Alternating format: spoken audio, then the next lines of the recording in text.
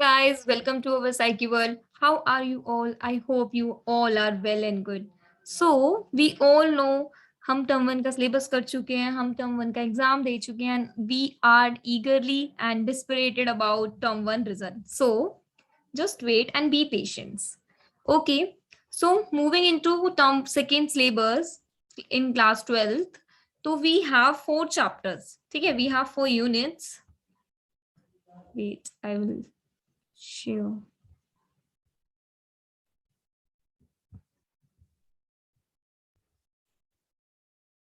So you can or you all can see that we have 4 chapters in term 2: psychological disorders, therapeutic approaches, attitudes and social cognitions, and social influence and group process. ठीक है, so हमें पता है क्या करना है और क्या नहीं करना, जिससे कि आप क्लियर हो जाओ. ठीक है, बहुत से बच्चे कह भी देते कि न्यू ईयर आएगा तो हम पढ़ेंगे. ठीक है, उन्होंने रेजोल्यूशन भी यही लिया था. तो हम लोग यही आज हम देखेंगे कि कौन कौन सा सिलेबस है. हम ऑब्जर्व कर लेते हैं, एक बार अपने सिलेबस को गो थ्रू हो लेते हैं.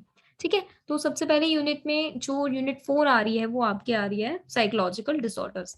तो इसमें हम क्या क्या पढ़ेंगे इस टॉपिक में, आपको सिंपल सिंपल चीजें हैं. मेनली आपका जो ये यूनिट 4 है, मतलब जो चैप्टर 4 है वो तो पूरा ही आ रहा है. ठीक है, उसमें आप इंट्रोडक्शन पढ़ोगे. ठीक है, देन इसके बाद कंसेप्ट्स क्या है, एबनॉर्मेलिटी कहाँ, साइकोलॉजिकल डिसऑर्डर्स क्या होते हैं, उसके मॉडल्स क्या है, ये सब आप पढ़ोगे. फिर देन आप आ जाओगे उसके हिस्टोरिकल बैकग्राउंड्स पर. हिस्टोरिकल बैकग्राउंड्स में आप उसकी पढ़ोगे कि पहले कैसे हुआ था साइकोलॉजी का, फिर इसके साइकोलॉजिकल डिसऑर्डर्स को पहले कैसे देखा जाता था, हिस्टोरिकल बैकग्राउंड क्या है, एंड देन फिर अब क्या है रिसेंट में. देन इसके बाद आप क्लासिफिकेशन ऑफ साइकोलॉजिकल डिसऑर्डर्स पढ़ोगे, जिसमें आप DSM-5 और ICD-10 का पूरा कॉन्सेप्ट पढ़ोगे. ठीक है, फिर फैक्टर्स अंडरलाइंग एबनॉर्मल बिहेवियर, कौन कौन से ऐसे फैक्टर्स हैं जो एबनॉर्मल बिहेवियर को अफेक्ट करते हैं. देन इसके बाद आप कुछ मेजर साइकोलॉजिकल डिसऑर्डर्स पढ़ोगे.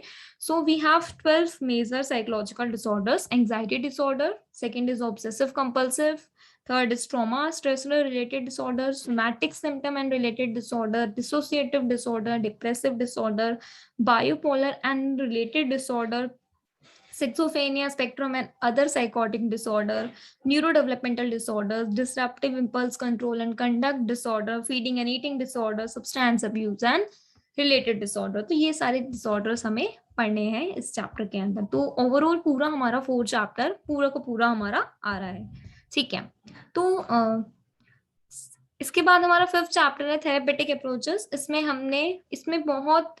2 चीजें आई थिंक कट हुई है आपकी सिलेबस से. सबसे पहले तो आपको नेचर और प्रोसेस पढ़ना है साइकोथेरेपी का, कि साइकोथेरेपी का एम क्या है, साइकोथेरेपी का इंट्रोडक्शन क्या है, तो वो चीज मेनली पढ़नी है. फिर थेरेपेटिक का रिलेशनशिप क्या होता है, थेरेपेटिक रिलेशनशिप कैसा होता है, क्लाइंट और थेरेपिस्ट के बीच का रिलेशन कैसा होता है, वो हम पढ़ेंगे.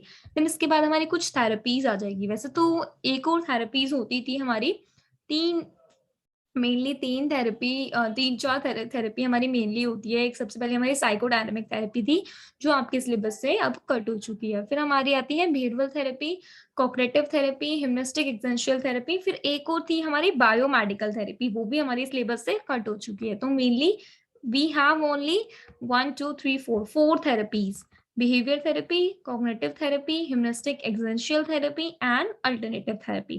ठीक है, then we will go third topic of unit 5, rehabilitation of the mentally ill. Means की योगा मेडिटेशन कैसे हमें हमारे साइकोलॉजिकल डिसऑर्डर्स या फिर स्ट्रेस से हील करती है, वो चीज हम इसमें पढ़ेंगे रिहेबिलिटेशन ऑफ मेंटली इल में. ठीक है, ये हमारी थेरेपेटिक अप्रोचेस है जो आपकी 7 मार्क की है. ठीक है, एटीट्यूड एंड सोशल कॉग्निशन हमारी 6th यूनिट है, जो आपके 8 मार्क को कवर करती है. ठीक है, जो सबसे ज्यादा मार्क कवर करती है वो आपकी है साइकोलॉजिकल डिसऑर्डर, 13 मार्क आपके कवर करती है. तो इसको आप बहुत अच्छे से करना, इसमें केस स्टडीज वगैरह है. एंड देन आपकी थेरेपेटिक अप्रोचेस जो 7 मार्क कवर करती है. इसके बाद आपका एटीट्यूड एंड सोशल कॉग्निशन जो आपकी 8 मार्क को कवर करती है. इसमें आपका सिंपल इंट्रोडक्शन, ठीक है, फिर कुछ सोशल बिहेवियर को कैसे एक्सप्लेन करते हैं वो सब चीजें आ जाएगी आपकी, वैल्यू बिलीव्स एंड ऑल. फिर इसके बाद नेचर और कंपोनेंट्स के आते हैं हमारे एटीट्यूड्स के, जिसमें हमारी नेचर क्या होता है एटीट्यूड का, कंपोनेंट्स क्या होते हैं एटीट्यूड्स के, वो हैं। एंड फोर्थ हमारा है इसमें एटीट्यूड फॉर्मेशन एंड चेंज, जिसमें हम इन attitude formation, attitude change and attitude behaviour relationship, इसमें थोड़ी सी थ्योरी है वो आपको करनी होगी कि सबने अपनी अपनी, सब साइकोलॉजिस्ट ने अपनी अपनी थ्योरी दे रखी है इनके बेसिस पर कि एटीट्यूड फॉर्म कैसे होता है, एटीट्यूड चेंज कैसे होता है, ठीक है, उस चेंज का इन्फ्लुएंस कैसे पड़ता है, ये सब चीजें आपकी। एंड इसके बाद आपका टॉपिक है प्रिजुडाइज एंड डिस्क्रिमिनेशन, की what is prejudice and what is discrimination, उन दोनों के बीच में डिफरेंस क्या है, ठीक है। और फिर कुछ स्ट्रेटेजीज हैं जो हैंडल करती है प्रिजुडाइज की।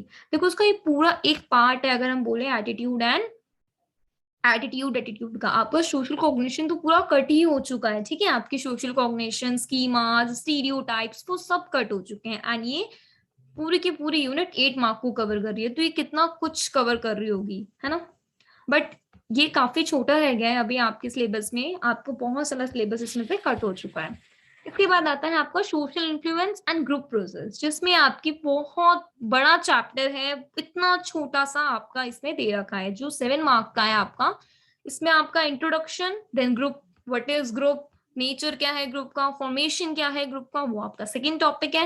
देन इसके बाद टाइप्स हो जाएंगे ग्रुप्स के, इनफॉर्मल ग्रुप, फॉर्मल ग्रुप, ठीक है, और भी है बहुत सारे, ये सब आपके टाइप्स ऑफ ग्रुप में। फिर इन्फ्लुएंस कैसे होता है ग्रुप इंडिविजुअल बिहेवियर में, कैसे होता है, उसमें आपकी सोशल लॉफिंग आ जाएगी, ग्रुप पोलराइजेशन आ जाएगा, ठीक है।